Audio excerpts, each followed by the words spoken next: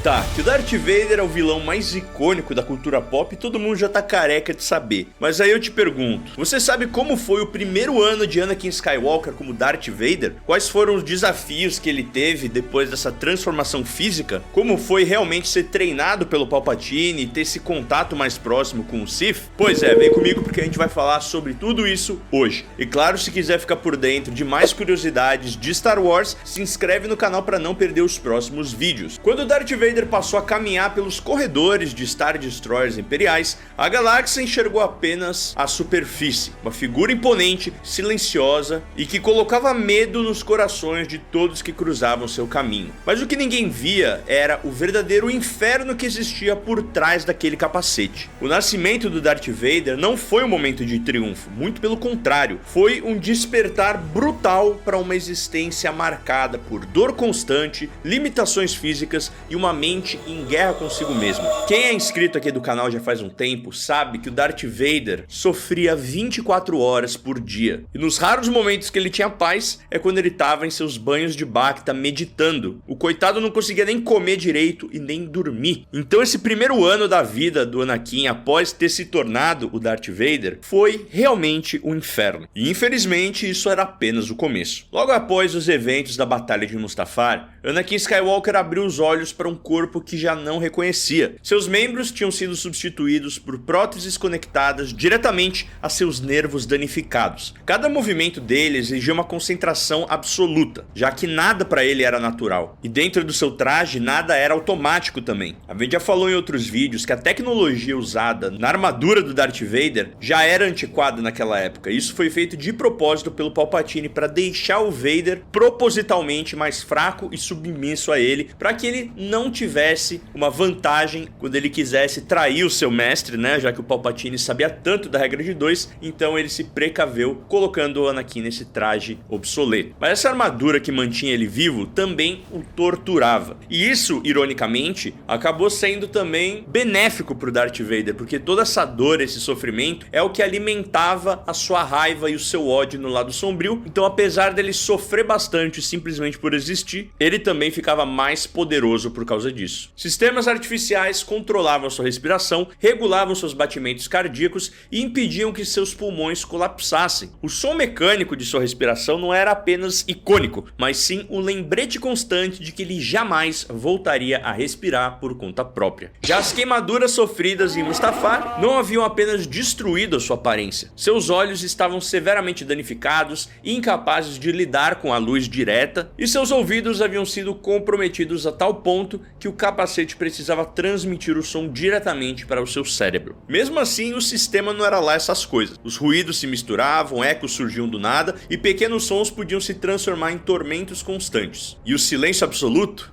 Isso aí era praticamente impossível. O interior da sua armadura não era devidamente revestido, fazendo com que cabos e ganchos e placas internas machucassem a sua pele, né, que já estava ali sensível e machucada. Suas botas eram pesadas e mal ajustadas, o que dificultava o seu equilíbrio. Até mesmo erguer os braços acima da cabeça era uma tarefa dolorosa. E comandos simples no painel de seu peito emitiam alertas aleatórios sem funções claras, apenas aumentando ainda mais a frustração e a ansiedade do Vader. Como comentei, dormir era algo completamente raro para ele. Quando o sono vinha, ele era interrompido por ruídos internos do traje ou por pesadelos incessantes sobre o seu passado, sonhos com Padme, com Obi-Wan, com uma vida que havia sido arrancada dele. A armadura era uma cela, da qual ele só escapava por poucas horas ao ser imerso em seu tanque de Bacta, onde ele conseguia meditar, e eram os raros momentos de paz que ele tinha. E isso era o mais próximo que ele sentia de ser um humano novamente. E com tudo isso, Vader ele acabou encontrando uma certa identificação com os seus companheiros Stormtroopers. Assim como ele, eles também estavam presos ali em armaduras, eram submetidos à disciplina e à obediência absoluta, mas fora desses breves respiros, a sua mente era dominada por pensamentos obsessivos. Frequentemente constantemente voltando à sua antiga amada Padme Amidala. Ele imaginava como tudo poderia ter sido diferente, ele se via do lado dela, governando a galáxia, criando seus filhos e superando o próprio Imperador. Na sua visão distorcida do que teria sido o futuro, o seu plano sempre foi claro: usar o Palpatine e depois destruí-lo. Um futuro sem Jedi e sem Sith, apenas ele, o escolhido. Mas esse futuro acabou morrendo em Mustafar. E a raiva então acabava se voltando para Obi-Wan, para a ingenuidade de Padme e inevitavelmente para Palpatine. Vader sabia, lá no fundo, ele sabia que ele tinha sido manipulado, que ele tinha sido usado. Ele sabia que o Imperador havia vencido. Enquanto um havia conquistado tudo o que queria, o outro tinha perdido absolutamente tudo. E esse ressentimento constante e diário o tornava cada vez mais melancólico, introspectivo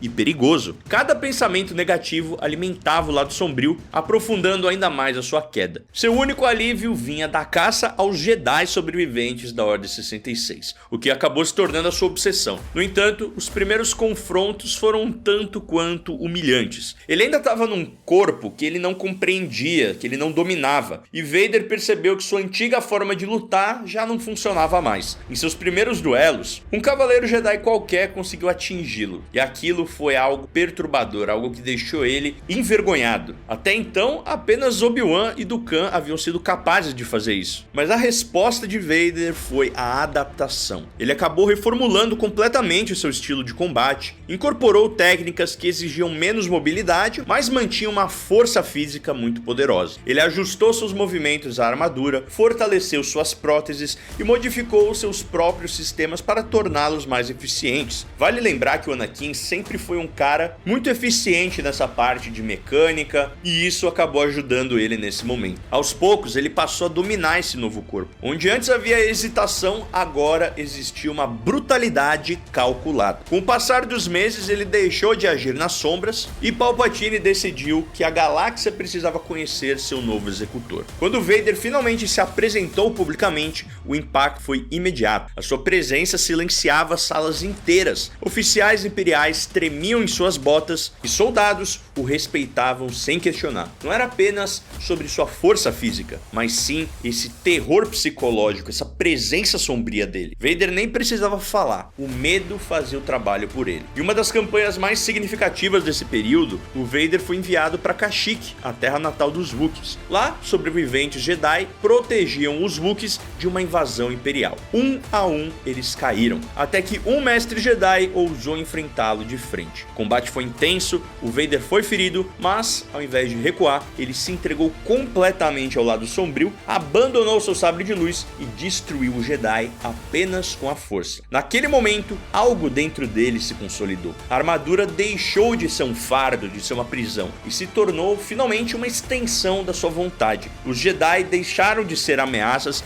e passaram a ser meros obstáculos e passatempos para ele. Vader finalmente compreendeu quem ele havia se tornado e qual era o seu propósito: impor a ordem à galáxia, independente do custo. Quando ele deixou Kashyyyk, Anakin Skywalker já não existia mais. Restava apenas Darth Vader, pronto para espalhar o medo, dominação e tragédia até o dia em que a galáxia ousasse se levantar contra ele. Se você quiser saber mais do Darth Vader, eu tenho um compilado aqui de 2 horas falando sobre tudo que você pode imaginar sobre o vilão mais icônico da galáxia. Tô deixando aqui pra vocês. Valeu, Adriano Ticiano, Igor S, Matheus Santos, Vitor Bertoli Nascimento, Drone Mood Brasil, Houston Neno Gomes, Christian Pereira por serem membros apoiadores. Vejo vocês na próxima e this is the way.